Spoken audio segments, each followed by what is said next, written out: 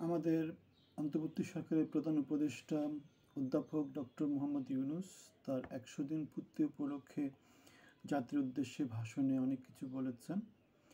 তিনি আহত, নিহত এবং ৯ দফা, ১ দফা সব কিছুতে যারা অংশগ্রহণ করেছে, যারা জীবন বাজি রেখেছে, তাদেরকে কৃতজ্ঞতা চিত্তে স্মরণ করেছেন এবং তিনি আমাদেরকে মনে করিয়ে দিয়েছেন যে বড় কঠিন পরিস্থিতিতে তারা ক্ষমতা নিয়েছিলেন।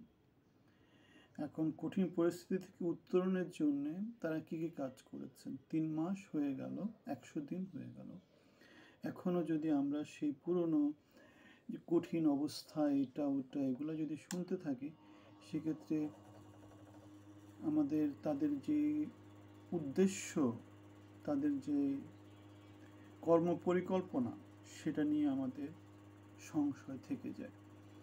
এই ব্যাপারে আমরা একটা জিনিস স্মরণ করতে পারি, সেটা হচ্ছে আল জাজিরাতে একটা সাক্ষাৎকারে ডক্টর ইউনূস ৪ বছরের মতো একটা সময়ের কথা তিনি বলেছেন আমাদেরকে। আমাদের এটা মনে রাখতে হবে যে পূর্ববর্তী অন্তর্বর্তী সরকাররা খুব অল্প সময় ৩০ দিনের মধ্যে ১ মাসে মানে ৩ মাসের মধ্যে তাদের সমস্ত কার্যক্রম গুটিয়ে আনত, কিন্তু আমাদের এই সরকার অলরেডি ১ মাস চলে গেছে, এখনও তারা নানা কিছু দোহাই দিচ্ছে। যেমন একটা দোহাই হচ্ছে কঠিন পরিস্থিতি। সেনাবাহিনী তাদেরকে সমর্থন করছে, আইন শৃঙ্খলা রক্ষাকারী বাহিনী, প্রশাসন, পুলিশ সবাই যার যার মতো করে আছে। আর কার্যত বাংলাদেশ ৩ দিন কোনো সরকার ছিল না। আমরা যদি ওই ৩ দিনের সাথে এখনকার সময় তুলনা করি, আমি কিন্তু খুব বেশি যে ইমপ্রুভ হয়েছে সেটা কিন্তু বলতে পারবো না। আপনারা কি মনে করেন ইমপ্রুভ হয়েছে? হাসিনা সরকারের পতন পরবর্তী যে ৩ দিন সময় ছিল সরকার ছাড়া, মানে ইউনূস সরকার বা কোনো রকমের সরকার ছাড়া, সরকার প্রধান ছাড়া, সেই পরিস্থিতিতে খুব বেশি উত্তরণ হয়েছে সেটা আমরা বলতে পারি না। আমি প্লিজ বলতে পারি না। আপনারা বলতে পারেন কিনা সেটা আমি জানি না। আমি বলেছিলাম যে অর্থনীতি ভালো কিছু নয়, ব্যাংক বিমাতে ভালো কিছু নয়, কর্মসংস্থান ভালো কিছু নয়, সংস্কার তেমন করে আগাচ্ছে না, দ্রব্যমূল্যের খুবই খারাপ অবস্থা, আইনশৃঙ্খলা পরিস্থিতি খুবই খারাপ অবস্থা, গোপালের জায়গায় এখন চিটাগাং চলে আসছে, স্বজনপ্রীতি সব কিছু এখন মানে মূল যে এজেন্ডা নির্বাচন, সেটার পথে না হেঁটে এখন স্বজনপ্রীতি, দুর্নীতি, লুটপাট এগুলোই চলছে। সো ১০০ দিনের এই যে আমাদের প্রধান উপদেষ্টা যা যা কিছু বললেন, যে আহত, নিহত, ১ দফা, ৯ দফা, তিনি এখানে কোথাও তো সফল হয়েছেন সেটা বলা যাবে না। ৯০ দিন পরে বা ১০০ দিন পরে এখনও যদি আমরা আহতদেরকে ক্ষতিপূরণ দিতে না পারি ১ লক্ষ টাকা, বা আহতদের চিকিৎসার ব্যবস্থা করতে না পারি, নিহত পরিবারকে তাদের চলার জন্য যদি কোনো কর্মসংস্থানের ব্যবস্থা করে দিতে না পারি, তাহলে আমাদের কেমন হবে? তিনি বলেছেন ১৫ বছরে যত অবিচার হয়েছে সবগুলো তিনি বিচার করবেন। অভিযুক্ত করতে হবে। এখন তো লোকজন অভিযোগই করতেছে না কেন? লোকজন কেন অভিযোগ করছে না?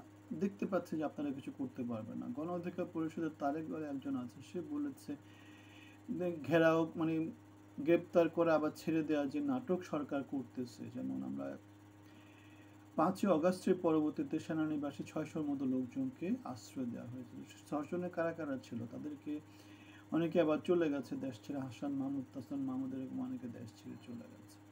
এই যে যাদেরকে আশ্রয় দিল, গ্রেপ্তার গ্রেপ্তার নাটক, ছেড়ে দেওয়া নাটক, আবার বিচার বিচার নাটক, এগুলো যে চলতেছে, এগুলা নিয়ে হয়তো গণ অধিকারের তারেক সে কথাটা বলেছিল।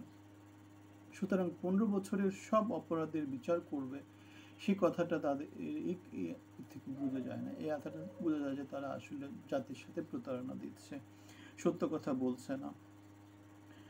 সো সব কিছু মিলায়ে জুলাই স্মৃতি ফাউন্ডেশনের যে ১০০ কোটি টাকার যে ফান্ড তারা দিয়েছে, এবং সার্জিস আলম বা ডক্টর ইউনূস যে টাকাটা ম্যানেজ করবেন বলে, আহত নিহতদেরকে দিবেন বলে যে কথাটা আছে, কিন্তু সেখানে চিকিৎসার ব্যবস্থা হচ্ছে না।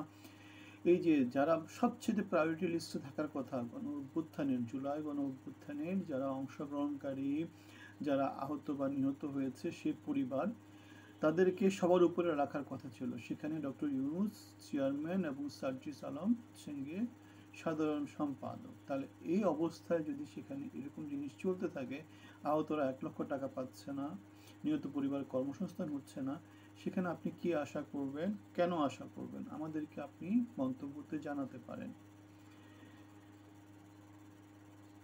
আর আমাদের যে অ্যানালাইসিস সেটা যদি আপনাদের খুবই খারাপ লাগে, মনে হচ্ছে আমরা হার্শ ক্রিটিক, সেক্ষেত্রে আমাদেরকে বলতে পারেন, আমরা আলোচনা করতে পারি যে আমাদের কোথায় ভুল হচ্ছে, আপনাদের কোথায় ভুল হচ্ছে। সো ভালো থাকবেন, ধন্যবাদ।